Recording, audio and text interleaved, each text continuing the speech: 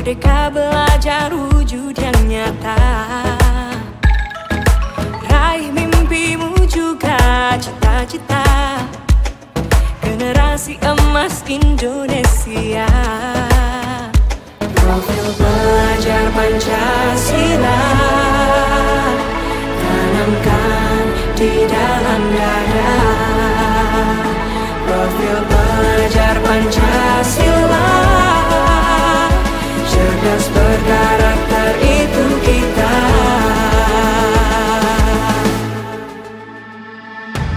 Beriman dan bertakwa pada Tuhan yang Maha Esa.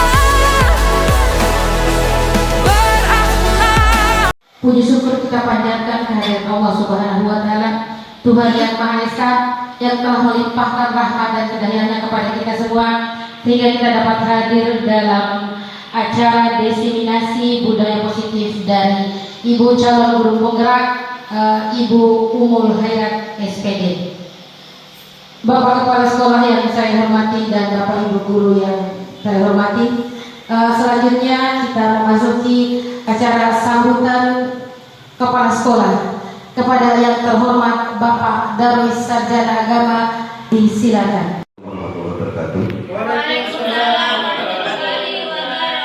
Yang terhormat Bapak dan Ibu Guru SMP Negeri 1 Hulu.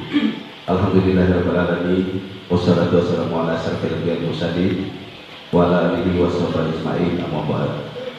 Alhamdulillah, kita panjatkan kehadiran Allah Subhanahu wa Ta'ala yang sudah memberi kesempatan kepada kita, sehingga pada hari ini kita sempat hadir untuk menghadiri kegiatan CGP dari Ibu Umul Khairat terkait dengan diseminasi budaya positif. Untuk itu sekali lagi saya ucapkan selamat datang, dan semoga apa yang dilakukan pada hari ini menjadi inspirasi buat kita semua. Tidak sampai di Ibu Umul saja, dan kepada guru-guru yang lain juga yang punya kesempatan untuk mengikuti CGP supaya segera untuk mengikutinya, dan saya juga akan menyambut positif atas kegiatan semacam itu.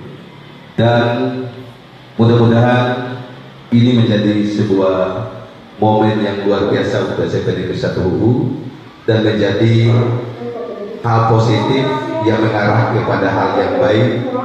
Ini adalah menjadi sebuah momen yang menuju hal-hal positif buat kita semua nanti. Untuk itu, selamat kepada Ibu Umul buat CGP-nya dan berhasil sampai pada titik akhir nanti.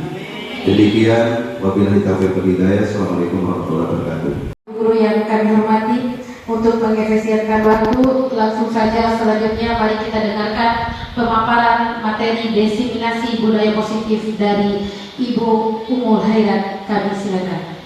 Pertama-tama marilah kita panjatkan puja serta puji syukur kehadirat Allah Subhanahu wa Ta'ala, karena berkat beliau, karena kita pada pagi hari ini bisa berkumpul di sini untuk berbagi ilmu Bapak Ibu Guru. Mungkin ini adalah hal baru buat saya, dan walaupun hal ini adalah kecil menurut Bapak Ibu, tetapi ini sangatlah berharga buat saya untuk berbagi dengan Bapak Ibu Guru.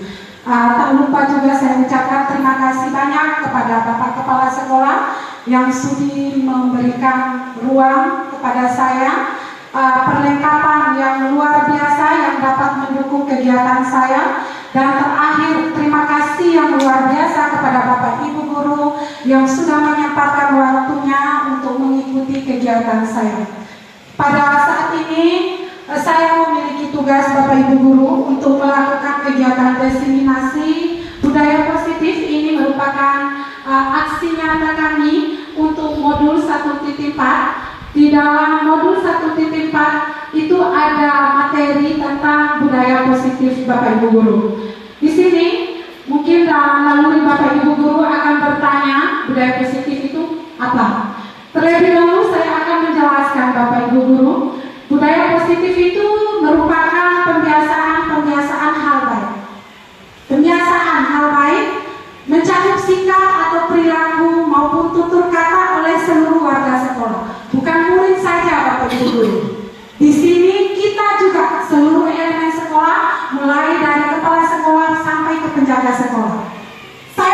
bercerita sedikit Bapak Ibu Guru. Dari materi ini merupakan pukulan besar buat saya. Karena posisi saya sangat bertolak belakang dengan materi ini. Tapi satu kesyukuran, ketika saya mempelajari materi ini, saya bisa menilai diri saya. Ternyata saya ingin menjadi orang sukses untuk menjadi seorang guru. Nanti Bapak Ibu Guru bisa melihat video-video yang saya tayangkan itu adalah fotokopi dari sikap saya selama ini. Ini adalah budaya positif. Kita memang dianjurkan untuk pembiasaan hal-hal baik pada sikap, tutur kata, perilaku dan lain sebagainya di dalam lingkungan sekolah.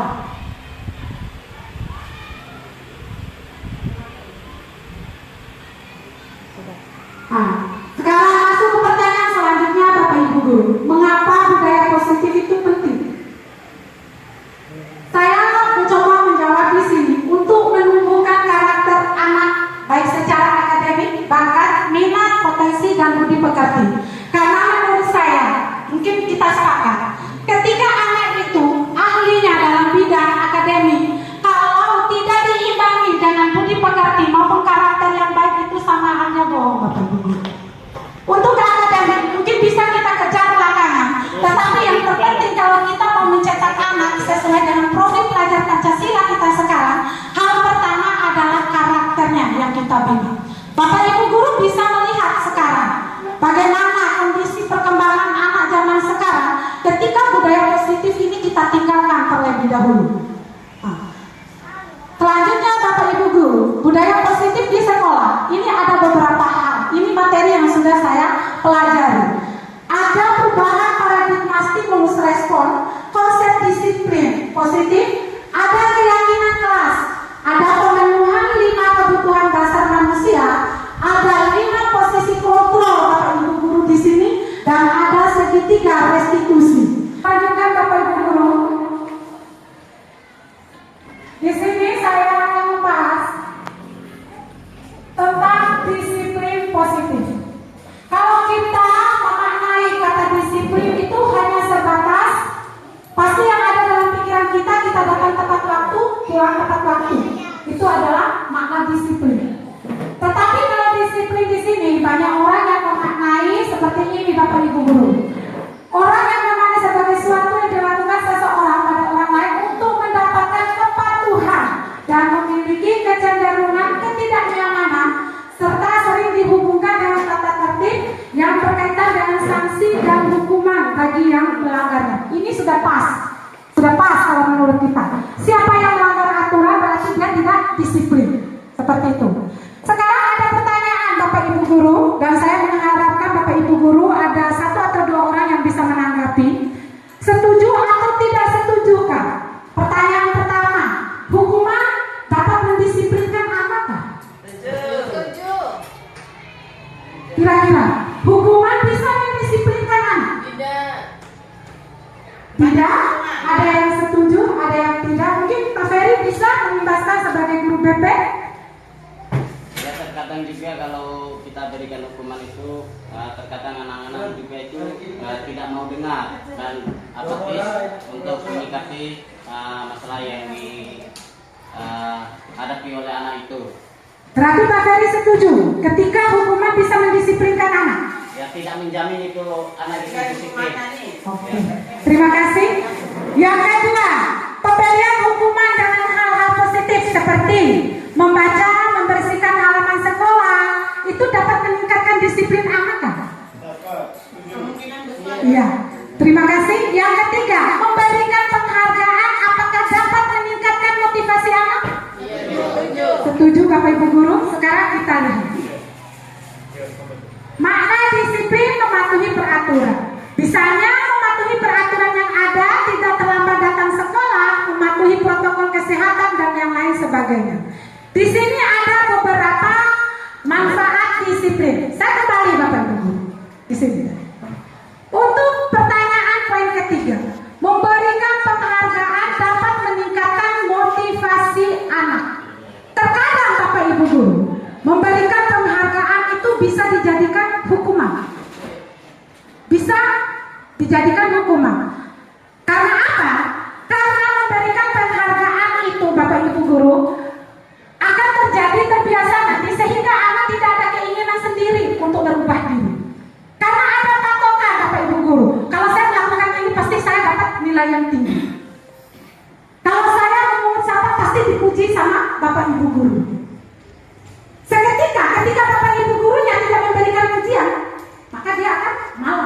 melakukan hal itu. Yang tadi ada kata saya, memberikan penghargaan itu bisa menjadikan hukuman. Seperti ini maksudnya saya, Bapak Ibu Guru. Ya Bapak Ibu Guru, bayangkan posisi Bapak Ibu Guru di dalam kelas. Ada 32 orang siswa. Ada 2 anak yang menurut Bapak Ibu Guru itu memiliki level kepintaran yang bagus. Pasti Bapak Ibu Guru akan memberikan penghargaan. Kamu pintar nak, kamu hebat kamu. Bapak Ibu Guru tidak pernah memikirkan perasaan yang tidak pernah kita berikan penghargaan. Itu sama halnya kita menghukum siswa yang tidak pernah kita berikan penghargaan. Jadi posisinya mereka di sini bisa saja mereka mengasingkan diri, menjauh dari keadaan yang seperti itu. Nah, pertanyaan pertama, hukuman dapat mendisiplinkan anak. Betul kata Pak Ferry? Bisa ya, bisa, tidak. Terkadang anak yang selalu kita berikan hukuman itu, kita bisa saja lihat sekarang, Bapak Ibu. Yang kita berikan hukuman tiap hari itu yang tambah jadi. Berarti kita bisa simpulkan terkadang hukuman itu bukan kata terakhir yang bisa kita pilih untuk mendisiplinkan anak. Ada cara lain. Ada cara lain, cara yang mana? Yang seperti yang sudah kita bahas kemarin. Kita memiliki posisi kontrol yang bagaimana untuk mengendalikan dan menciptakan situasi yang bagus. Menciptakan disiplin positif di sekolah. Hukuman itu bukan satu-satunya. Saya sudah mewanti-wanti Bu, mempelajari materi ini luar biasa buat saya. Karena saya memang tipikalnya orang yang sering memberikan hukuman kepada anak. Tetapi setelah saya berpikir, ternyata betul hukuman itu bukan tolak ukur untuk mensukseskan seseorang. Saya lanjutkan Bapak Ibu Guru. Ini adalah dampak dari hidup yang tidak disiplin tadi. Sikap diri yang terbiasa tidak disiplin akan membuat guru atau siswa menjadi pribadi yang tidak konsisten. Iya, yang sering melanggar aturan kalau kita tidak disiplin. Berarti di sini tuh dituntut disiplin itu bukan karena aturan lebih dulu, dari dalam. Karena pengaruh dari luar itu sama halnya bohong. Seperti Bapak Ibu Guru, kalau kita melihat lewat ajak sudah. Kalau yang muncul dari dalam, didorong dari dalam akan membekas sampai kapanpun. Mau aturan dibuat di papan besar, papan kecil, ketika aturan itu hilang, yang kita tanam dalam diri itu tetap ada. Kalau kita hanya berpatokan pada aturan, langsung melihat aturan, saya datang tepat. Karena aturan, ketika aturan tidak ada, wah tidak ada aturan apa-apa, lewat sih. Seperti itu. Sekarang saya masuk kepada teori motivasi dan penghargaan. Ini teori motivasi dan penghargaan. Ini yang sudah saya jelaskan tadi Bapak Ibu. Untuk menghindari ketidaknyamanan atau hukuman itu merupakan motivasi eksternal. Mana contohnya? Saya beri contoh pada diri saya sebagai guru di sini. Saya datang cepat ke sekolah karena saya menghindari ketidaknyamanan atau hukuman biar tidak dihukum sama kepala sekolah. Itu dari luar, ada rasa takut dihukum dari luar. Yang kedua, untuk mendapatkan imbalan atau pujian dari orang lain, saya datang cepat biar dipuji. Ih, Ibu Umu cepat datangnya, pujian dari luar. Kalau yang dari dalam yang mana? Yang ini, untuk menghargai diri sendiri. Saya tidak mengharapkan pujian, saya tidak mengharapkan imbalan, tapi muncul dari dalam. Itu yang namanya disiplin. Tidak diikat oleh imbalan, tidak diikat oleh pujian ataupun yang lain. Kita berarti mendisiplinkan itu mulai dari dalam. Dihukum ini yang sudah jelas-jelaskan. Dihukum oleh penghargaan tadi, Bapak Ibu Guru. Nah, dihukum oleh penghargaan ini seperti ini pengaruhnya, pengaruh jangka panjang dan jangka pendek. Penghargaan itu tidak efektif buat saya. Bisa dilihat Bapak Ibu Guru. Bapak Ibu Guru memberikan penghargaan, si ini pintar kamu ya. Bisa tak Bapak Ibu Guru lihat muka-muka yang lain? Ikut senang gak mereka? Atau mereka malah nunduk minder? Malah yang muncul itu rasa dendam karena itu sama yang kita berikan penghargaan. Hindari itu, karena memang kita di sini menciptakan lingkungan yang positif itu yang seperti apa? Lingkungan yang tidak ada dendam antara satu dengan yang lainnya. Bagaimana caranya? Hindari semua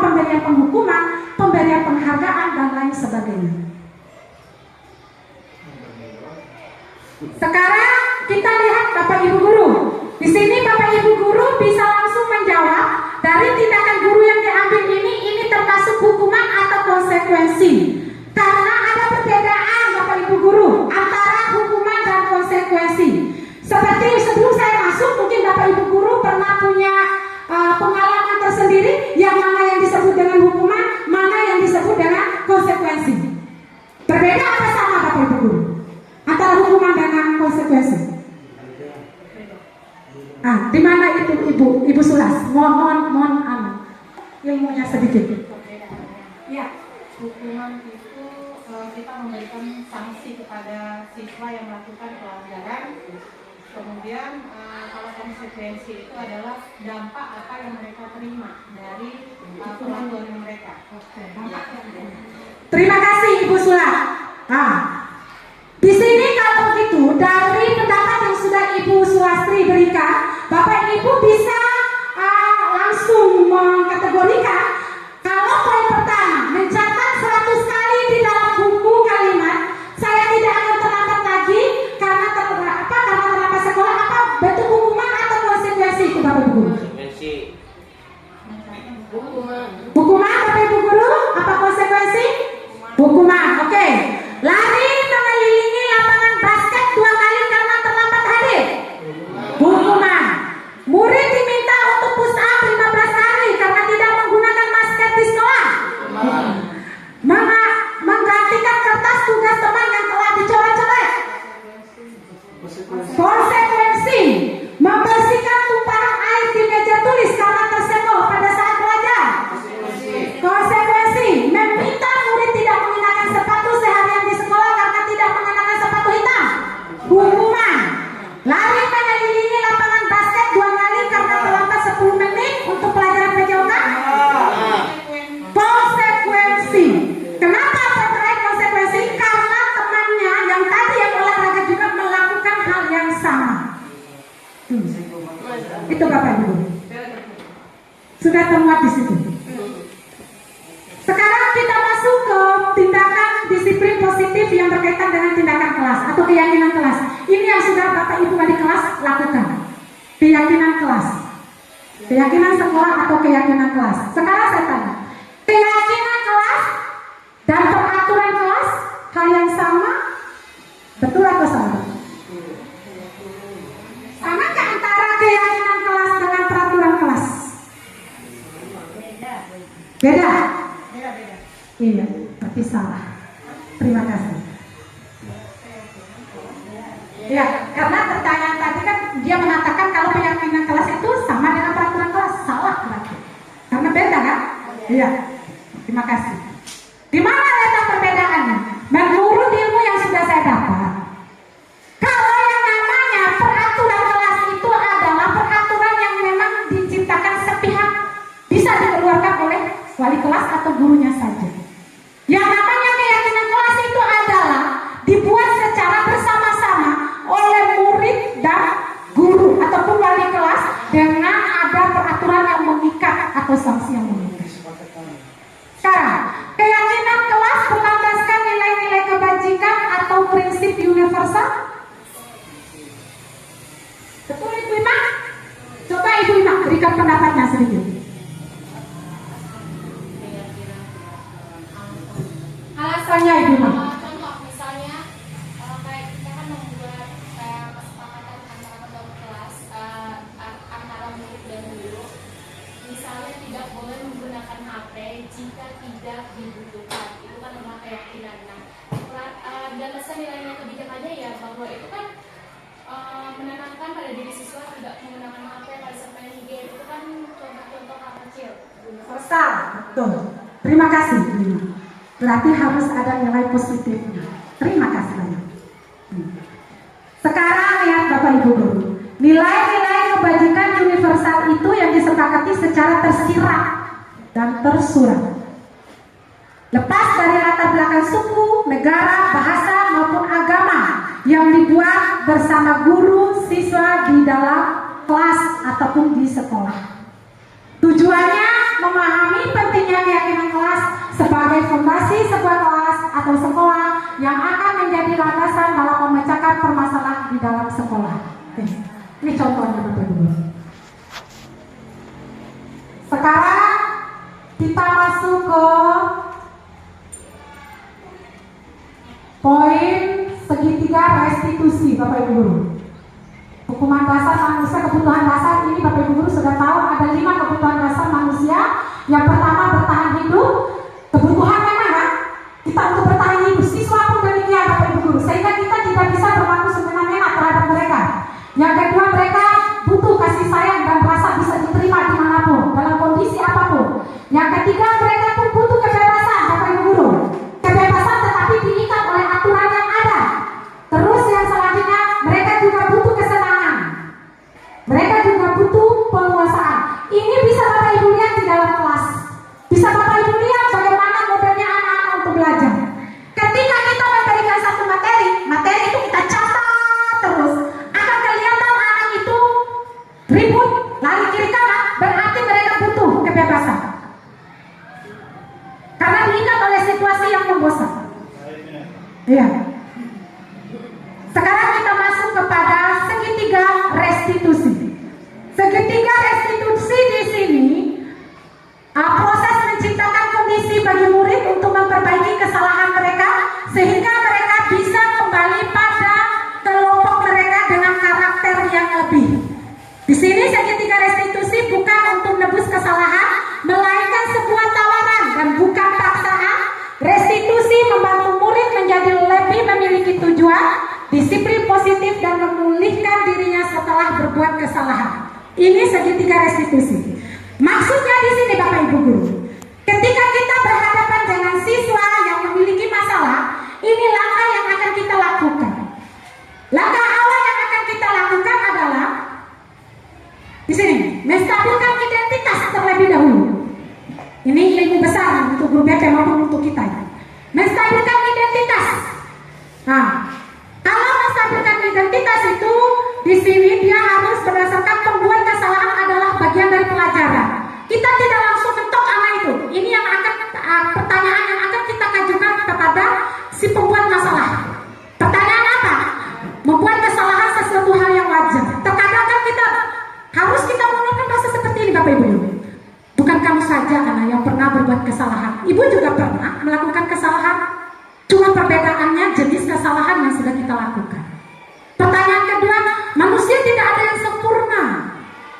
Semua orang pernah melakukan kesalahan. Ini adalah contoh-contoh pernyataan yang akan kita berikan kepada anak pada saat anak tersebut membuat masalah atau kasus. Kalau pertanyaan ini sama namanya itu adalah menstabilkan identitas. Setelah menstabilkan identitas, apa yang harus kita lakukan? Validasi tindakan yang salah. Validasi tindakan yang salah itu bukan kita mencari masalah, siapa yang salah, siapa yang benar, bukan. Tetapi kita harus bertindak lebih negatif. Kamu bukan melakukannya tanpa alasan. Kita tanya dulu, benar apa enggak tingkah lakukan hari ini? Kalau dia menyadari ini tingkah saya salah apa? Tapi kesalahan itu kan ada alasannya. Kita tanya dulu, apa alasannya nak kamu melakukan ini? Kalau sudah dia memberikan alasan, kita kembalikan. Kira-kira ada solusi nggak dari masalah alasan yang sudah kamu hadapi? Itu namanya validasi tindakan yang salah. Yang terakhir, menanyakan keyakinan.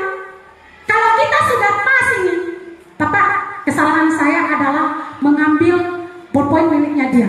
Kita tanya, keyakinan yang mana yang sudah kamu langgar itu? Mengambil hak orang lain, mengambil barang milik orang lain. Mereka akan sadar. Mereka paham. Bapak, saya salah Pak, karena saya sudah memukul dia. Keyakinan yang mana yang kamu langgar? Saya sudah mengganggu ketenangan orang lain. Kalau sudah seperti itu, kita tanya, masih mau mengulangi perbuatan yang demikian? Tidak akan bakalan. Karena apa? Karena dia sudah paham, itu dia sudah melanggar keyakinan, kesepakatan yang sudah kita buat. Bukan kita Bapak Ibu Guru yang mengeluarkan keyakinan yang dia sudah langgar, tapi si siswa. Karena apa? Karena dia ya membuat keyakinan tersebut otomatis di dalam dirinya sudah tertanam. Apa yang dia lakukan itu adalah salah. Nah, di sini sudah kita bahas kemarin Bapak Ibu Guru. Materi saya hari ini sampai pada tahap restitusi. Mungkin ada tanggapan atau masukan dari Bapak Ibu Guru untuk kesempurnaan kita ke depan dan untuk saya untuk menjadi lebih baik lagi pada saat saya melaksanakan pendidikan CGP, saya beri waktunya untuk membahas adalah 5 posisi kontrol. Kenapa saya memilih 5 posisi kontrol Bapak Ibu Guru? Karena di sini saya merasakan ada beberapa posisi yang harus memang dimiliki oleh Bapak Ibu Guru dalam berhadapan dengan siswa, apalagi kita berhadapan dengan siswa yang 500 sekian, yang setiap hari kita melihat karakteristik anak yang berbeda, permasalahan yang cukup luar biasa. Ini restitusi 5 posisi kontrol implementasi di sekolah kita di SMP Negeri 1. Menurut posisi kontrol, menurut ini adalah Dian dosen. Posisi kontrol di sini ada 5 posisi kontrol yang harus diterapkan oleh guru, orang tua ataupun atasan dalam melakukan kontrol. Kelima posisi kontrol itu Bapak Ibu Guru bisa lihat. Di sini ada posisi kontrol sebagai penghukum kita. Ada posisi kontrol sebagai pembuat rasa bersalah. Yang ketiga posisi kontrol sebagai teman. Yang keempat posisi kontrol sebagai pemantau atau monitor. Dan yang kelima ada posisi kontrol sebagai manajer. Banyak maaf Bapak Ibu Guru, saya akan menayangkan beberapa video dari posisi-posisi kontrol ini yang nantinya biar Bapak Ibu Guru meresapi, dan saya minta Bapak Ibu Guru memberikan tanggapan nanti Bapak Ibu Guru berada di posisi yang mana. Iya. Siap Ibu. Sekarang kita lihat Bapak Ibu Guru. Pelan-pelan aja Bu.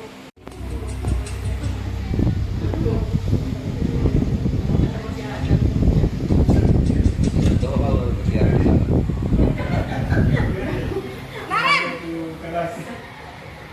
sini kamu. Lip sync. Selalu terlambat. Kamu deh, pasti terlambat. Apa? Apa coba? Alasan kamu apa lagi? Kapan sih kamu tidak terlambat? Malas sekali ya kamu jadi anak. Saya Dasar pemalas. Gak kapok-kapok sih kamu. Sudah berapa kali terlambat? Sana, kamu keliling lapangan basket 2 kali. kenapa saya harus keliling lapangan basket, Bu? Kenapa? Kamu melawan ibu. Berani-beraninya jawab.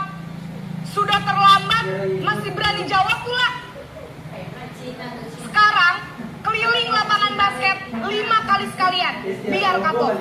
Cepat. Pergi sana ke lapangan basket. Oke Bapak Ibu Guru, itu adalah sekilas video yang bisa saya putar. Di sini kita bisa lihat bagaimana ciri-ciri dari posisi kontrol sebagai penghukum. Biasanya mungkin Bapak Ibu Guru bisa melihat dari diri saya, mungkin Bapak Ibu Guru tidak ada seperti itu mungkin. Biasanya orangnya selalu berbicara dengan nada tinggi. Biasanya, yang kedua selalu menunjuk-nunjuk, bercakap pinggang Bapak Ibu Guru, dan yang terakhir selalu memberikan hukuman secara verbal maupun fisik. Ini ada dampaknya Bapak Ibu Guru bagi anak ini. Kalau kita menerapkan posisi kontrol sebagai penghukum, terkadang murid menjadi pendendam Bapak Ibu Guru. Nah, bisa kita lihat di belakang kita mulutnya selalu mengatakan seperti ini Bapak Ibu Guru ya. Pasti dia akan membicarakan kejelekan gurunya. Yang kedua, terkadang siswa itu tidak akan menyukai pelajaran kita. Mereka selalu menghina.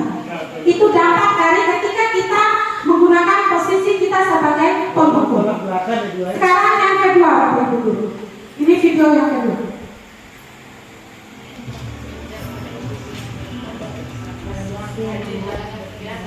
Kira-kira nak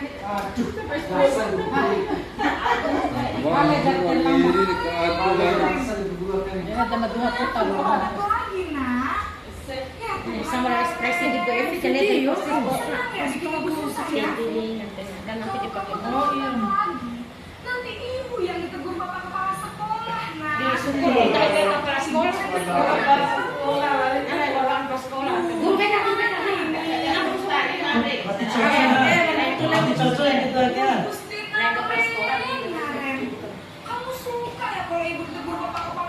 banget. Tapi saya benar-benar sekolah di sini baik. Tulis apa ini buku absen?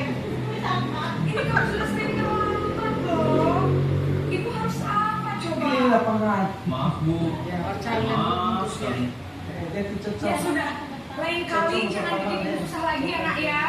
Sama Ibu Evi Tidak sedang ada apa lagi kalau ngomong gini terus. Bisa jadi kontrol. Ibu Evi yang mau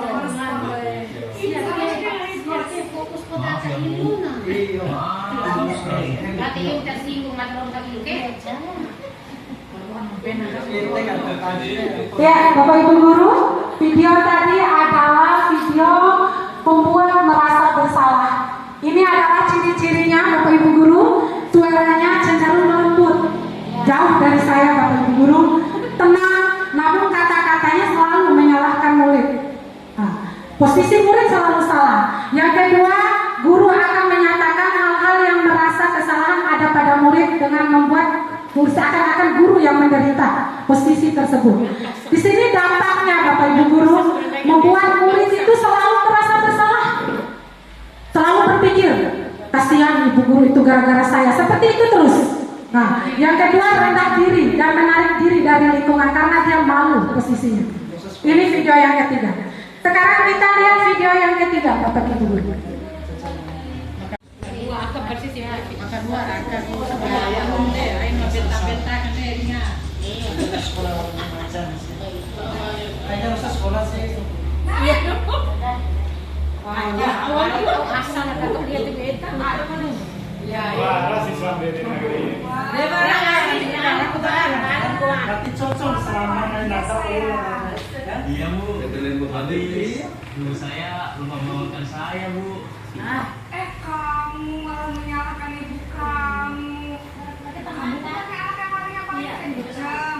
Kok terlambat sih? Iya Bu. Saya memang terlambat bangun tadi. Sama Pak Ilham Jadi sih semua. biar bisa lincah tetap beresin kan Bu.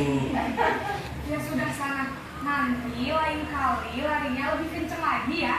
Biar gak terlambat lagi. Nah, itu Bikin saya seperti keluar. Parah, jangan kontak. Nah, coba bangun di Bisa londang. lah Bu. Ya sudah sana masuk kelas. Ibu beresin urusan absen Ini itu kamu. pas sama Ibu Evi. Kamu ini ada saja. Itu nggak tepat. Pas sekolah Teman Bapak Ibu Guru, ciri-cirinya suara guru akan ramah. Yang kedua cenderung bersenda gurau untuk menghangatkan suasana, seperti ada tadi bahasanya yang mengatakan anaknya kamu biasanya larinya kencang.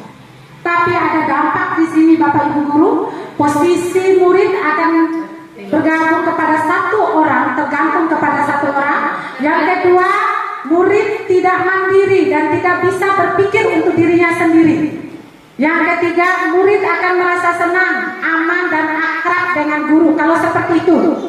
Yang selanjutnya, identitas yang tercipta adalah identitas sukses atau berhasil. Selanjutnya Bapak Ibu Guru, video yang keempat.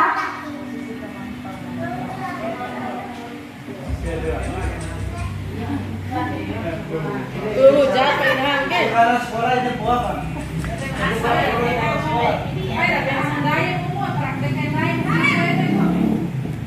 Bawa balik guys. Selamat pagi Bu. Ibu.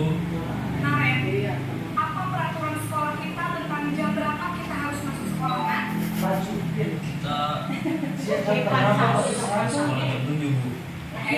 sekarang sudah jam 7. Ini benar. Kalian sudah tahu konsekuensinya jika terlambat hadir. Paham Bu. Saya harus tinggal kelas pas jam istirahat selama 20 menit. Iya benar, konsekuensinya demikian. Jadi nanti jam 9.30 pas istirahat, kamu harus tinggal di kelas, kerjakan tugas tambahan untuk ketertinggalan kamu, ya. Baik Bu. Ya, posisi pemantau. Seorang pemantau akan bersuara datar, tidak ada nada tinggi dan lain sebagainya. Yang kedua, tercipta identitas diri, posisi dan berhasil. Yang ketiga, pemantau perlu senantiasa memantau pada saat murid diberikan sanksi. Mereka akan selalu memantau. Yang terakhir, seorang pemantau menunjukkan bahasa tubuh dan ekspresi wajah yang datar dan secara formal. Istilahnya bersahabat Bapak Ibu Guru, tidak ada apa-apanya, datar aja, posisinya tetap seperti itu. Sekarang video yang terakhir, Bapak ini dampaknya untuk pemantau. Murid akan menghitung konsekuensi dan hadiah tanpa memahami sepenuhnya nilai-nilai kebajikan yang dituju. Tidak sepenuhnya dia itu mandiri. Masih ada guru yang memantaunya. Video yang terakhir, Bapak Ibu guru. Ini posisi yang terakhir.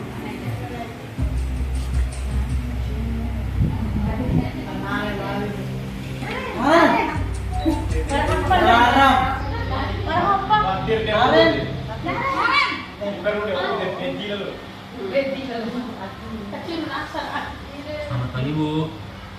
Selamat pagi Naren. Maaf Bu, saya terlambat.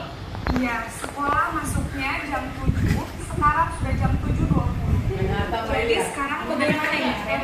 Maaf Bu, saya lupa setel alarm saya semalam. Baik, Alarm saya Bu. baik. Kalau Naren lupa setel alarm di rumah, ada orang yang kira-kira bisa bantu mengingatkan tidak? Ada Bu, kakak saya, Kak Emma. Ada lagi selain Kak Emma? Selain Kak Emma, ada ibu saya. Baik, jadi yang mengingatkan Naren adalah Kak Emma dan ibu kamu ya. Kira-kira akan mulai setel alarm kapan nih Naren? Setelah pulang sekolah, akan segera saya lakukan. Baik, jadi Naren akan setel alarm untuk bangun besok pagi dan akan diingatkan oleh kakak dan ibunda Naren ya. Ada lagi yang mungkin perlu dilakukan Naren agar tidak terlambat bangun lagi. Tidak ada Bu. Baik Naren, terima kasih untuk kerjasama kamu. Sekarang kamu perlu kembali ke kelas untuk belajar. Baik Bu, terima kasih. Oke, Bapak Ibu guru, ini adalah posisi manajer. Suara manajer netral, tidak emosional, tidak terlalu lama, tidak terlalu marah istilahnya, dan tidak bernada tinggi. Ya, tercipta identitas positif. Guru akan dengan tulus mengajukan pertanyaan bermakna. Guru membimbing murid untuk memecahkan masalahnya secara mandiri. Di posisi manajer, guru dapat menerapkan disiplin positif yang berpihak pada murid, yang memerdekakan murid. Istilahnya di sini Bapak Ibu guru hanya memfasilitasi, muridlah yang mencari solusi dari permasalahannya. Mereka paham permasalahan mereka adalah terlambat. Alasannya karena mereka telat bangun. Guru pun mengembalikan pertanyaan itu kepada murid. Bagaimana solusinya biar mereka tidak terlambat bangun? Karena kalaupun guru yang memberikan solusi, itu sama halnya budaya positif yang muncul itu dari pihak luar. Kalau ada kesadaran dari diri sendiri siswa yang mengungkapkan, itu adalah dari dalam diri siswa. Mau tidak mau, mereka akan mengikuti apa yang sudah mereka ungkapkan. Memiliki sikap positif disiplin yaitu murid mandiri, bertanggung jawab, dan dapat memecahkan masalah. Jelas, mereka akan bertanggung jawab dengan permasalahan mereka, dan mereka pun akan bisa mencari solusi dari masalahnya. Dari materi yang sudah saya dapatkan hari ini Bapak Ibu guru, ternyata kita guru diwajibkan itu seharusnya memiliki posisi kontrol itu sebagai manajer. Ada beberapa pertanyaan pengalaman saya yang diberikan oleh teman-teman dari Sumbawa dan Fasil, dan saya tidak bisa menjawab karena memang bertolak belakang dengan sikap saya selama ini. Dan saya pun berusaha menerapkan ini, ternyata masih kaku. Karena memang terbiasa dengan yang pertama tadi, biasanya saya Bapak Ibu guru sebagai penghukum dan sebagai pemantau. Sekarang Bapak Ibu guru, saya memberikan peluang kepada Bapak Ibu guru sebelum dipanggil sama pembawa acara mungkin nanti. Posisi mana yang biasa Bapak Ibu guru berikan selama ini kepada siswa, dan kira-kira apa yang Bapak Ibu rasakan selama ini pada saat memegang posisi kontrol yang mana yang Bapak Ibu guru? Silakan Ibu Winda atau langsung saya? Langsung aja. Oke, silakan Bapak Ibu guru. Saya kembalikan kepada Bapak Ibu guru yang biasa Bapak Ibu guru lakukan selama ini dan apa yang Ibu rasakan. Silakan. Baik, terima kasih untuk kesempatannya. Dari materi yang saya dengarkan mengenai budaya positif yang dijelaskan oleh Bu Mul tadi, saya berada di bagian kedua kalau nggak salah tadi sebagai teman Nah, kenapa itu sangat kaitannya dengan kegiatan saya di sekolah itu seperti yang di poin 2 tadi. Karena kenapa saya itu seperti yang di poin tadi itu berbicara dengan irama yang sama kayak kita ngomong sama teman kita. Nah, boleh dikembalikan, Bu? Iya, yang posisi teman, suara guru akan ramah, cenderung bercanda gurau. Yang lebih panjang itu saya tuh lebih dominan di cenderung bersenda gurau untuk menghangatkan suasana. Nah, kadang tidak bisa di sekolah, anak-anak itu juga mungkin lebih dominan yang kelas 7 itu mereka lebih banyak di WhatsApp, Bu Mul. Mungkin mereka lebih banyak di WhatsApp seperti kayak gini, Pak, saya sudah melakukan apa yang menjadi tanggung jawab saya yang seperti yang ditegur di sekolah tadi, bahwa saya ke kantin berenak-enak makan di kantin tapi telat untuk masuk ke kelas. Nah, anak-anak tuh sering banyak sekali, kadang nomor baru yang masuk, yang ini lebih banyak di media sosial WhatsApp-nya. Setelah bertemu di sekolah, nanti mereka lagi lanjut di situ. Untuk posisi budaya positif ini, saya tuh berada di posisi teman. Dampak-dampaknya mungkin sering terjadi juga yang saya rasakan. Terima kasih untuk ilmunya, Bu Mul. Mudah-mudahan saya bisa masuk di poin yang terakhir tadi sebagai manajer. Terima kasih. Assalamualaikum warahmatullahi wabarakatuh. Waalaikumsalam warahmatullahi wabarakatuh. Mungkin Ibu BP mungkin punya keluh kesah dengan posisi.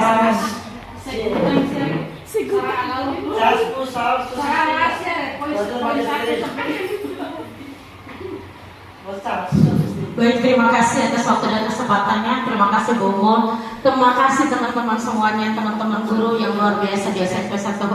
Ini materinya dari awal videonya tadi udah ketawa ke TV saya, karena ini udah menyangkut masalah guru BK. Soalnya juga tadi yang videonya tuh yang itu yang melaksanakan video persis kayak Ibu Evi, seperti tadi dibilang, mungkin beda hidung sama di Ibu Wina lagi kan hidungnya. Baik, ini secara ini gurauan saja ya. Saya lebih bukan mau copy paste dari apa yang disampaikan Pak Yoham, saya lebih ke teman dan guru. Kenapa? Guru BK itu walaupun polisi sekolah orang katakan ya, tapi saya lebih menganggap mereka itu sebagai teman, sebagai anak saya, benar-benar seperti sebagai adik. Kenapa? Setiap mereka lakukan kesalahan, saya tidak langsung mengambil sikap untuk menghukum, tidak. Yang jelas saya langsung mengarahkan, disuruh duduk, tenang dulu, alasan kenapa telat datang, itu wajib saya tanyakan dulu sebelum saya memberikan hukuman.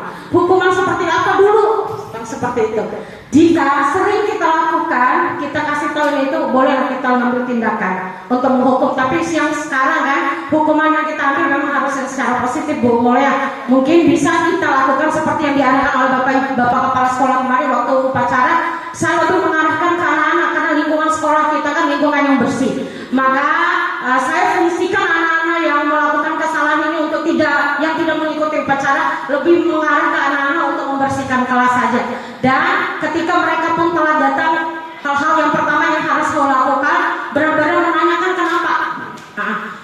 Nilai mereka jujur apa enggak itu urusan dia dengan Allah. Yang jelas saya sudah melakukan kewajiban saya, tidak mengambil tindakan supaya anak terhindar dari saya untuk memusuhi saya, tidak. Tapi saya lebih mengarahkan mereka untuk lebih menjelaskan kenapa telatnya, dan hukuman yang juga yang saya berikan juga hukuman yang sewajarnya, yang memang itu memberikan juga dampak bahwa mereka juga perlu yang namanya mencintai lingkungan sekolah, karena kan sebagian kebersihan adalah keimanan, karena kebersihan sebagian daripada iman. Itu saja Bu Mul, terima kasih atas waktu dan kesempatannya. Kelebihan adalah kekurangan saya ya. Yang sempurna hanya milik Allah, kekurangan hanya milik kita. Terima kasih. Assalamualaikum warahmatullahi wabarakatuh. Waalaikumsalam warahmatullahi wabarakatuh. Terima kasih banyak untuk Ibu Evi dan Pak Ilham. Mungkin saya bisa ya, serta BPT, silakan. Sedikit saja. Langsung saja, mungkin kalau saya pribadi itu ngambil posisi teman. Yang pertama tergantung sikap. Kalau sekali saya melaksanakannya sebagai posisi teman, tapi kadang-kadang siswa kita tuh mengulangi dan mengulanginya lagi. Itu saya kembali ke membentak, memarahi, memberi hukuman. Itu tergantung sikap kalau saya, Bu. Mungkin sekian, terima kasih. Wassalamualaikum warahmatullahi wabarakatuh. Iya, terima kasih Bapak Ibu Guru. Tidak mungkin mengurangi rasa hormat saya mungkin kepada senior saya, Ibu Winda. Silakan mengambil jalan tengah, Ibu Winda. Karena di sini saya mengarahkan Bapak Ibu Guru seharusnya kepada posisi manajer, tetapi Bapak Ibu Guru mungkin banyak yang mengambil posisi sebagai teman. Kalau menurut saya dari cerita Bapak Ibu Guru tadi, mereka kayaknya sudah menggabungkan antara posisi teman dan posisi manajer. Terkadang mungkin Ibu Evi dan Pak Ilham, Bu Yeti menangani masalah, pasti mereka akan mengembalikan bagaimana solusinya dari masalah kamu. Bahasa seperti itu adalah bahasa posisi manajer. Stop ya, Bu Winda, stop. Silakan. Luar biasa Bu Winda ya. Assalamualaikum warahmatullahi wabarakatuh. Ya, terima kasih atas kesempatan yang diberikan. Kembali lagi, mungkin Bapak Ibu Guru ini Bungul untuk KSE-nya kompetensi sosial emosionalnya belum dapat. Jadi untuk bagaimana untuk meresapi tentang cara menangani siswa ini belum sampai ke sana. Tapi sebagai manusiawi, saya pribadi juga, karena kita sebagai manusia tiap hari masih berbenah dan terus belajar. Manusiawi, jadi seperti apa yang dikatakan oleh Ibu Eti tadi, situasi dan keadaan yang terkadang memancing kita, memancing ekspresi kita sebagai guru seperti itu. Namun sebagaimanapun kita berusaha untuk bisa mencapai di posisi kelima, yaitu posisi sebagai manajer. Sebisa mungkin berada di posisi itu Bapak dan Ibu Guru, dan paling tidak menghindari posisi yang pertama sebagai penghukum. Itu saja dari saya. Terima kasih. Wassalamualaikum warahmatullahi wabarakatuh. Terima kasih banyak saya ucapkan kepada Ibu Winda.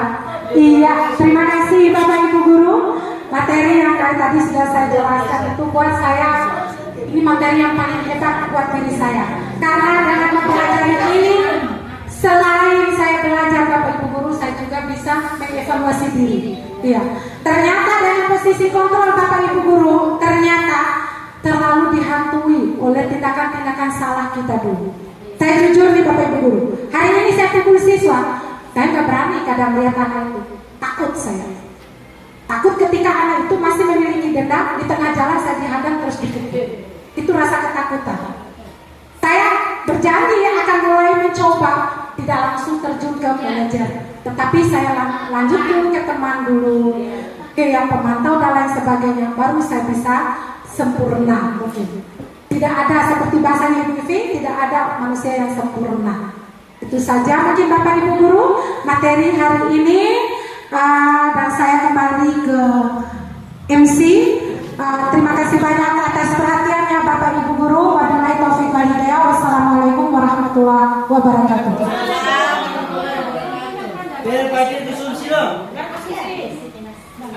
Ya, baik Bapak Ibu Guru yang saya hormati, demikian pemaparan materi tentang diseminasi budaya positif dari Ibu Umul Khairat. Selanjutnya kita akan memasuki doa bersama yang akan dipimpin oleh yang terhormat Bapak Haidullah, Sarjana Pendidikan Teknik Informatika serta mereka.